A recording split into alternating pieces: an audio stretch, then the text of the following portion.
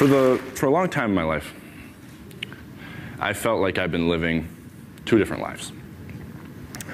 There's the life that everyone sees, and then there's the life that only I see. And in the life that everyone sees, who I am is a friend, a son, a brother, a stand-up comedian, and a teenager. That's the life everyone sees. If you were asked my friends and family to describe me, that's what they would tell you. And that's a huge part of me. That is who I am. And if you're asked me to describe myself, I'd probably say some of those same things.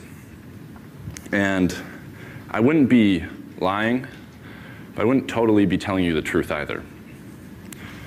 Because the truth is, that's just the life everyone else sees. In the life that only I see, who I am, who I really am, is someone who struggles intensely with depression. I have for the last 6 years of my life, and I continue to every day. Now, for someone who has never experienced depression or doesn't really know what that means, that might surprise them to hear, because there's a pretty popular misconception that depression is just being sad when something in your life goes wrong. When you break up with your girlfriend, when you lose a loved one, when you don't get the job you wanted. But that's sadness. That's a natural thing. That's a natural human emotion. Real depression isn't being sad when something in your life goes wrong. Real depression is being sad when everything in your life is going right. That's real depression, and that's what I suffer from. And to be totally honest, that's hard for me to stand up here and say. It's hard for me to talk about. And it seems to be hard for everyone to talk about it, so much so that no one's talking about it. And no one's talking about depression, but we need to be, because right now it's a massive problem. It's a massive problem. But we don't see it on social media, right? We don't see it on Facebook. We don't see it on Twitter. We don't see it on the news, because it's not happy, it's not fun, it's not light. And so because we don't see it, we don't see the severity of it. But the severity of it, the seriousness of it is this. Every 30 seconds, somewhere, someone in the world takes their own life because of depression. And it might be 2 blocks away, it might be 2 countries away, it might be 2 continents away, but it's happening, and it's happening every single day. And we have a tendency as a society to look at that and go, so what? So what? We look at that and we go, that's your problem, that's their problem. We say we're sad and we say we're sorry, but we also say, so what? Well, 2 years ago was my problem. Because I sat on the edge of my bed, where I'd sat a million times before, and I was suicidal. I was suicidal. And if you were to look at my life on the surface, you wouldn't see a kid who was suicidal. You'd see a kid who was the captain of his basketball team, the drama and theater student of the year, the English student of the year, someone who was consistently on the honor roll and consistently at every party. So you would say I wasn't depressed, you would say I wasn't suicidal, but you'd be wrong. You'd be wrong. So I sat there that night beside a bottle of pills with a pen and paper in my hand, and I thought about taking my own life, and I came this close to doing it. I came this close to doing it. And I didn't. So that makes me one of the lucky ones, one of the people who gets to step out on the ledge and look down but not jump. One of the lucky ones who survives. Well, I survived, and that just leaves me with my story, and my story is this. In 4 simple words, I suffer from depression. I suffer from depression. And for a long time, I think I was living 2 totally different lives, where one person was always afraid of the other. I was afraid that people would see me for who I really was, that I wasn't the perfect popular kid in high school everyone thought I was, that beneath my smile there was struggle, and beneath my light there was dark, and beneath my big personality just hid even bigger pain. See, some people might fear girls not liking them back, some people might fear sharks, some people might fear death, but for me, for a large part of my life, I feared myself. I feared my truth, I feared my honesty, I feared my vulnerability, and that fear made me feel like I was forced into a corner. Where I was forced into a corner and there was only one way out. And so I thought about that way every single day. I thought about it every single day, and if I'm being totally honest standing here, I've thought about it again since, because that's the sickness. That's the struggle, that's depression, and depression isn't chicken pox. You don't beat it once and it's gone forever. It's something you live with.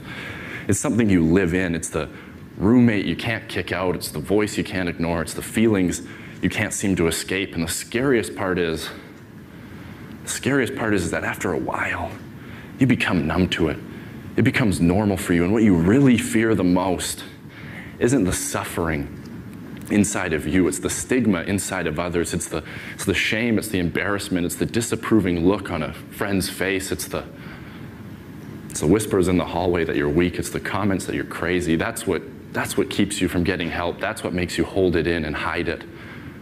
It's the stigma. So you hold it in and you hide it, and you hold it in and you hide it. And even though it's keeping you in bed every day and it's making your life feel empty no matter how much you try and fill it, you hide it because the stigma in our society around depression is very real. It's very real. And if you think that it isn't, ask yourself this. Would you rather make your next Facebook status say you're having a tough time getting out of bed because you hurt your back? Or you're having a tough time getting out of bed every morning because you're depressed? That's the stigma. Because unfortunately, we live in a world where if you break your arm, everyone runs over to sign your cast. But if you tell people you're depressed, everyone runs the other way. That's the stigma.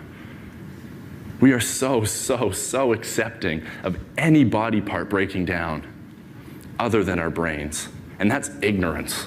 That's pure ignorance. And that ignorance has created a world that doesn't understand depression, that doesn't understand mental health.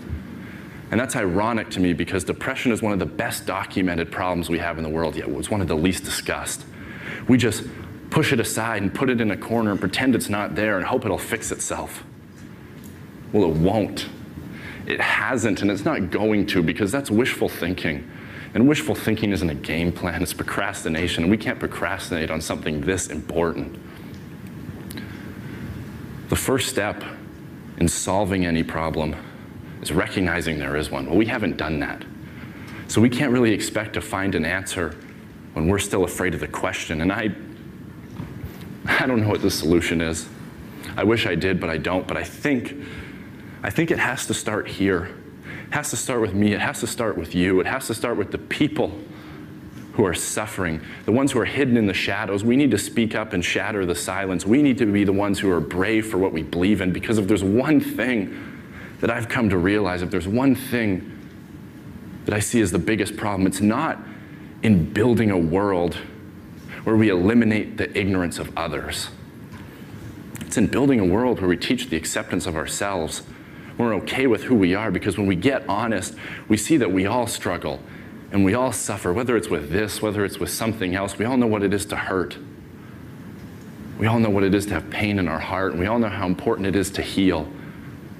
But right now, depression is society's deep cut that we're content to put a Band-Aid over and pretend it's not there. Well, it is there. It is there, and you know what? It's okay. Depression is okay. If you're going through it, know that you're okay, and know that you're sick. You're not weak, and it's an issue, not an identity, because when you get past the fear and the ridicule and the judgment and the stigma of others, you can see depression for what it really is. And that's just a part of life. Just a part of life. And as much as I hate some of the places, some of the parts of my life depression has dragged me down to, in a lot of ways I'm grateful for it. Because yeah, it's put me in the valleys, but only to show me there's peaks. And yeah, it's dragged me through the dark, but only to remind me there is light. My pain, more than anything in 19 years on this planet, has given me perspective. And my hurt's forced me to have hope and to have faith in myself, faith in others, faith that it can get better, that we can change this, that we can speak up and speak out and fight back against ignorance, fight back against intolerance. And more than anything, learn to love ourselves. Learn to accept ourselves for who we are, the people we are, not the people the world wants us to be. Because the world I believe in is one where embracing your light doesn't mean ignoring your dark. The world I believe in is one where we're measured by our ability to overcome adversities, not avoid them. The world I believe in is one where I can look someone in the eye and say, I'm going through hell. And they can look back at me and go, me too, and that's okay. And it's okay, because depression is okay. We're people. We're people, and we struggle, and we suffer, and we bleed, and we cry. And if you think that true strength means never showing any weakness, then I'm here to tell you, you're wrong. You're wrong because it's the opposite. We're people, and we have problems. We're not perfect, and that's okay. So we need to stop the ignorance, stop the intolerance, stop the stigma, and stop the silence. And we need to take away the taboos. Take a look at the truth and start talking. Because the only way we're going to beat a problem that people are battling alone is by standing strong together. By standing strong together. And I believe that we can. I believe that we can. Thank you guys so much. This is a dream come true. Thank you. Thank you.